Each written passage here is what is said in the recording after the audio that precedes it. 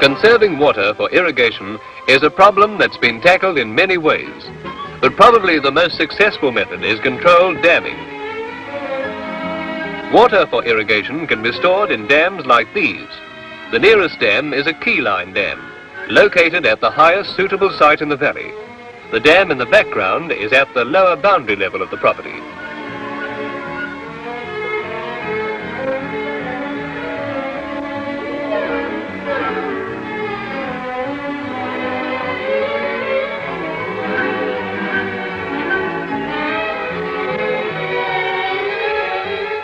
This particular irrigated hillside was sown under drought conditions and watered 3 times from a Keyline Dam before rain fell.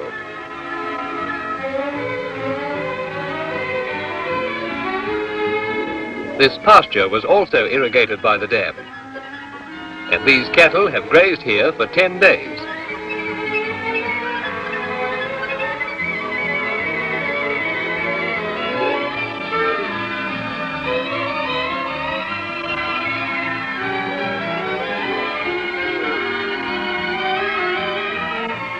Now, let's build a dam, a Keyline Dam.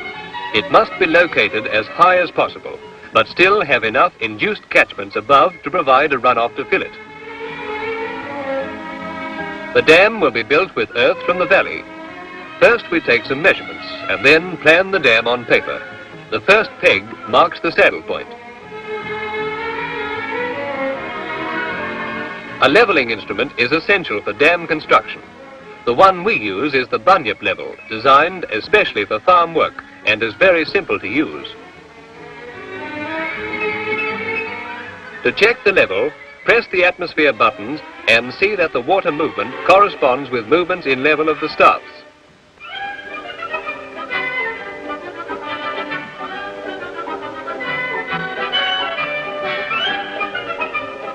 From the saddle point, we level down to the pipe outlet level, and it's at the saddle point, incidentally, that the dam will overflow into another dam in the opposite valley.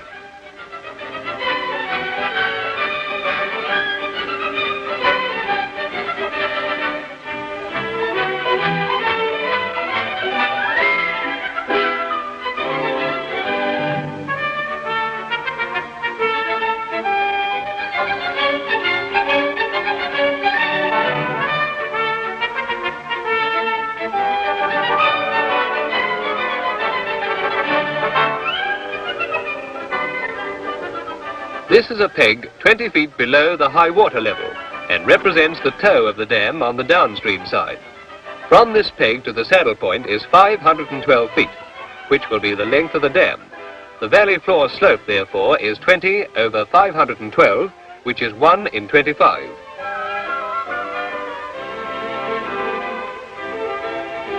Now this is a block diagram of our proposed dam and has been drawn according to the information that was obtained on the site. The blue shaded area is the high water contour mark, and the arrow marks the saddle point where we drove our first peg. The Graham plough, with one shank turned down and the rest reversed to give weight, now marks out the features that were pegged.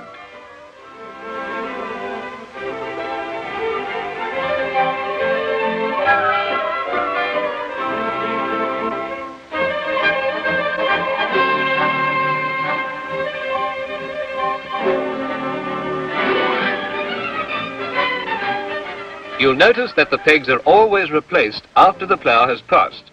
This is a practice that must be strictly observed throughout the construction of the dam.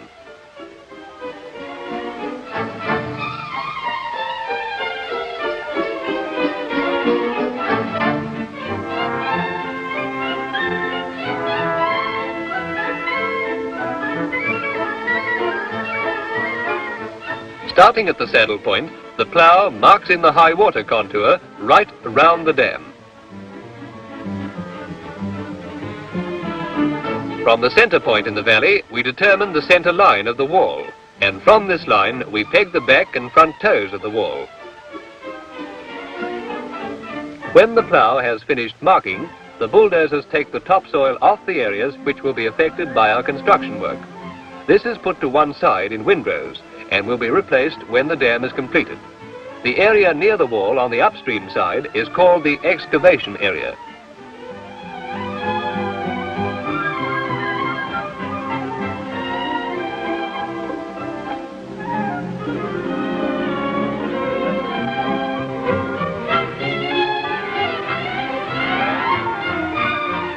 When the topsoil is stripped, we make a cut-off trench along the centre line across the valley floor. This forms a base for our wall and is designed to key the wall into the valley floor.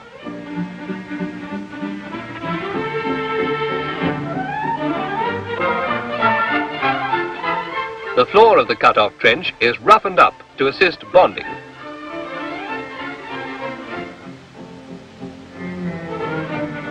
Here we see a cross-section of our wall. It will be 270 feet long and 20 feet high to the water level at the centre, plus 3 feet freeboard and 2 feet shrinkage allowance. The cross width at the base is 100 feet, tapering off to 12 feet at the crest. The batter slope, therefore, is 1 in 1 3/4. The shaded area at the bottom of the wall is the cut-off trench. Now, when the cut-off trench is finished, we dig a trench for the lock pipe. The floor of this trench is also roughened to assist bonding.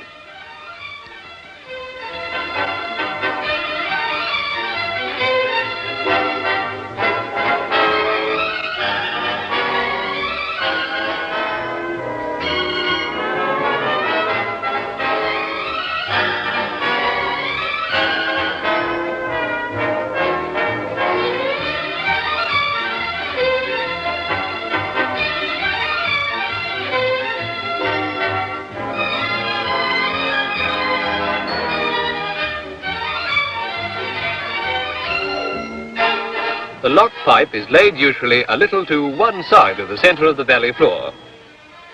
The pipe must be laid dead straight and level, hence the trench at the upstream end may be several feet below the original level of the valley floor. These bulldozers are collecting earth from the excavation area for use in building the wall. This is on the upstream side of the wall.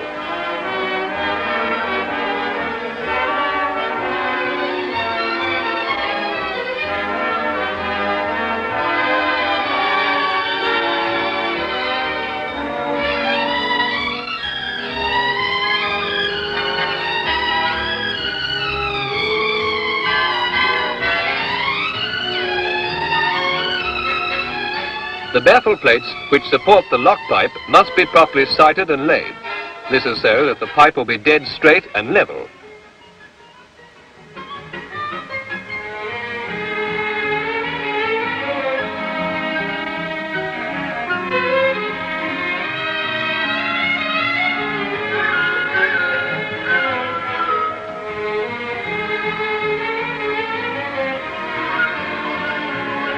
These pipes weigh about 700 pounds and are in 30-foot sections and are 8 inches in diameter. They can be handled quite easily and are quite sturdy and take a lot of rough handling.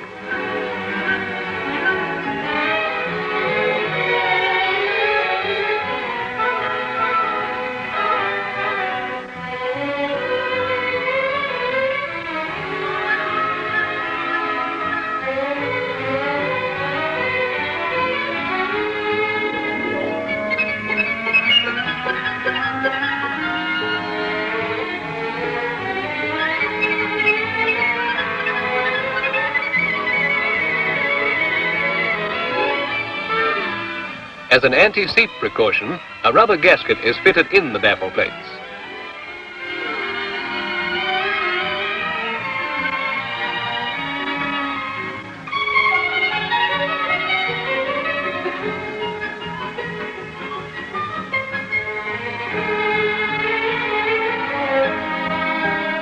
When the pipe is laid, it's about 2.5 to 3 inches above the ground. Hence, the bolts for the pipes can be easily fitted. It's most important that the bolts on the baffle plates are thoroughly tightened, or the gaskets will not do their work.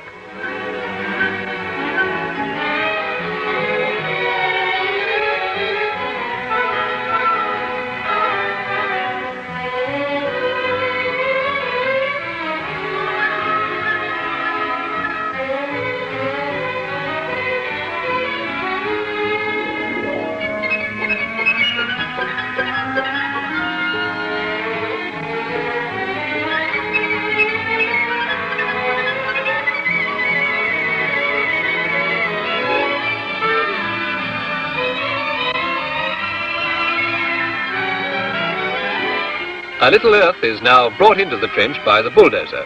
This is just sufficient for hand packing underneath the pipe. We've found that 2 men hand ramming at an oblique angle pack the earth quite satisfactorily.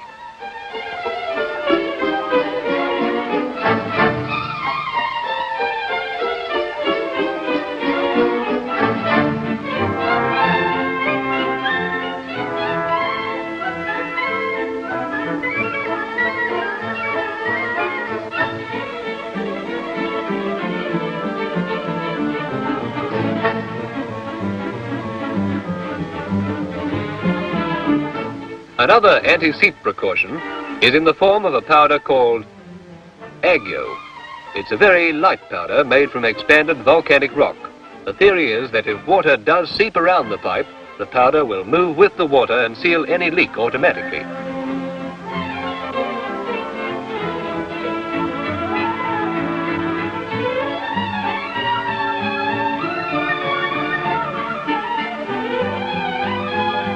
We check the firmness of the packing by digging a small hole near the pipe. If we are satisfied, then this completes the handwork, and the bulldozer will finish the rest of the job.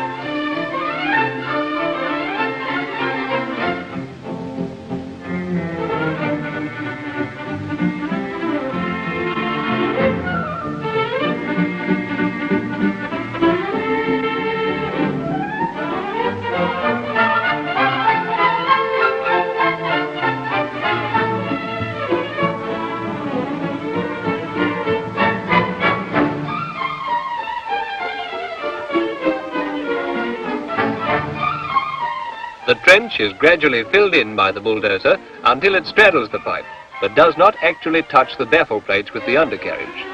This operation doesn't actually compact the earth, but it does give it a uniformity of texture.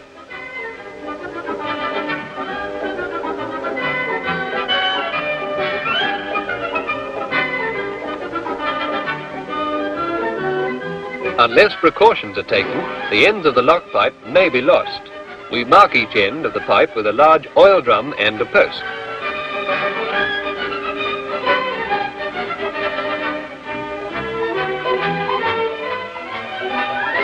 The lock pipe system has been used by us on our own demonstration and experimental farms for 13 years.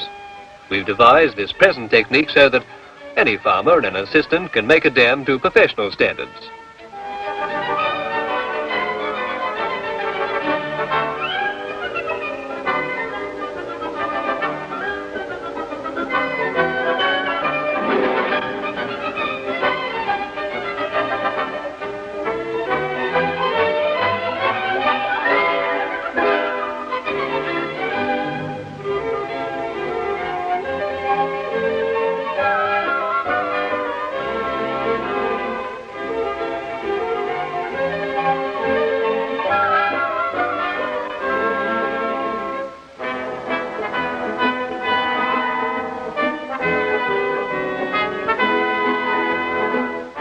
Now the wall of the dam is beginning to take shape.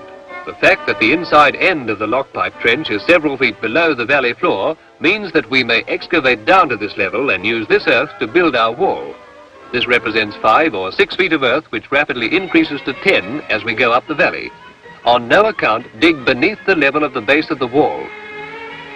For high efficiency bulldozer operation, work on straight lines at right angles to the wall. Bulldozer operation efficiency can also be increased by grabbing a load quickly and going forward in second gear.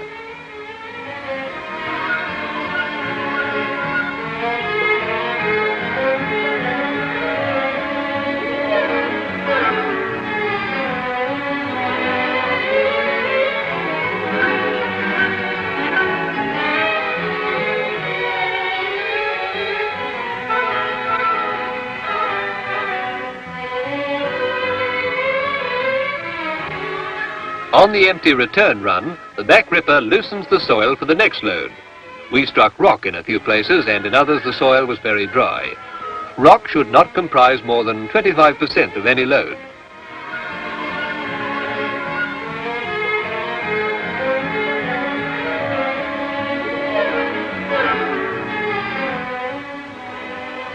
The batter must be trimmed constantly. This precaution is necessary so that if it rains during the construction, the smooth wall will not absorb moisture. The waves created by the bulldozer readily absorb water. Therefore, it is important to level and smooth over the walls last thing on any day. Otherwise, work will be delayed. Any water that does collect in the dam can be run off through the lock pipe.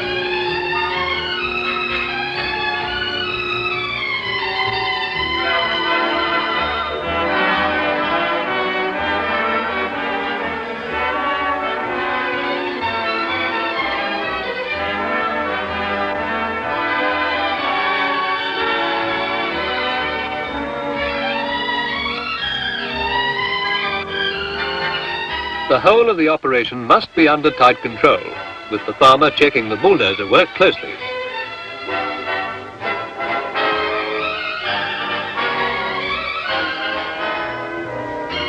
This is the back toe of the dam and is nearly ready for final shaping.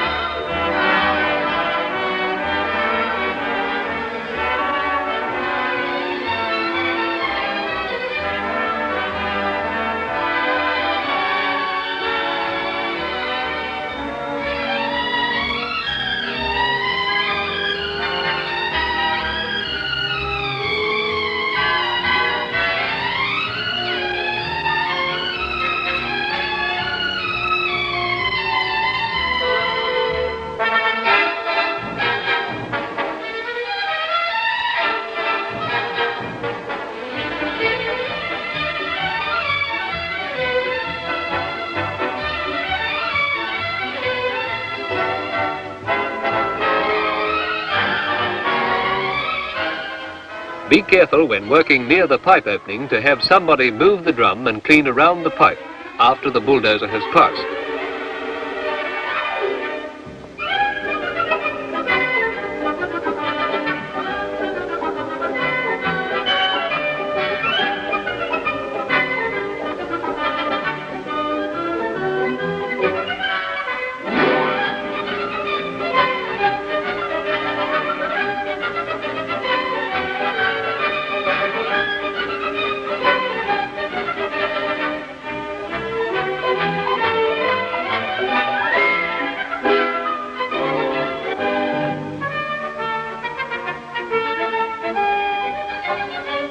The walls are checked for batter with slope meter and bunyip level. The batter is even on both sides, but the wall is shorter in the front than at the back.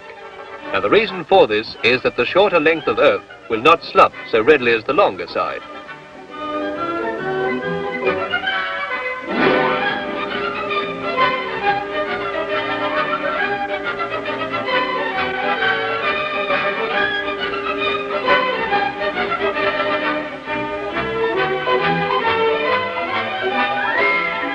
Once the walls have reached the required dimensions, the topsoil can now be replaced.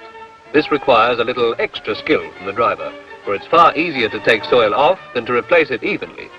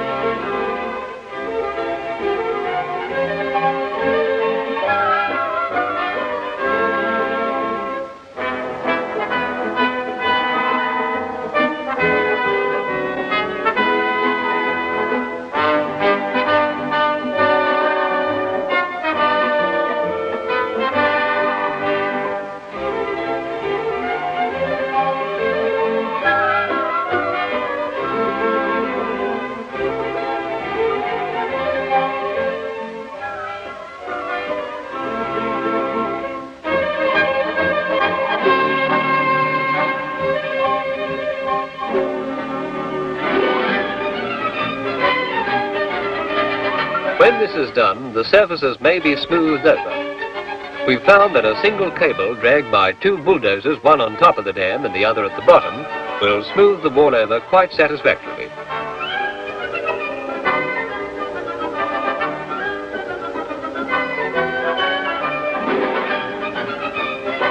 The soil on the top and sides of the wall should be treated the same as a pastured paddock. A good pasture and soil on the walls will insulate them against the weather, and they'll not dry out. These surfaces are going to be grassed over and superphosphated.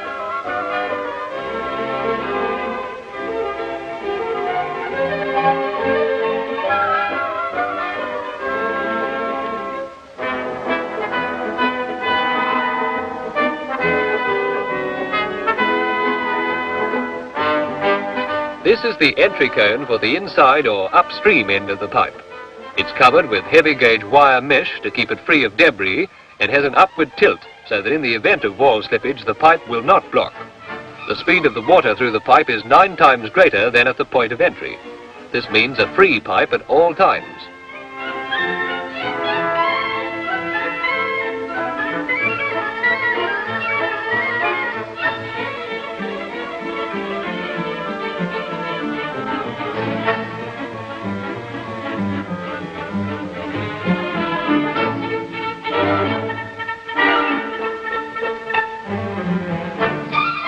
Now we fit the outlet valve.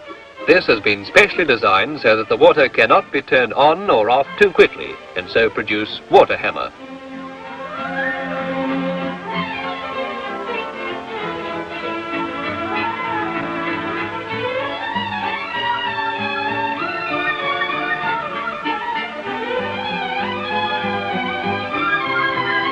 At the side of the valve there is a small cock from which water can be drawn even though the main cock is off. Our dam is now complete. Only 2 jobs remain to be done: the construction of a feeder drain and an irrigation channel. Under Australian conditions, the conservation of water presents a problem which only ingenuity and hard work can solve. There are not enough experts to do all the work, therefore the farmer must do some of it himself. And we hope that this film will assist farmers to supervise their own water conservation scheme.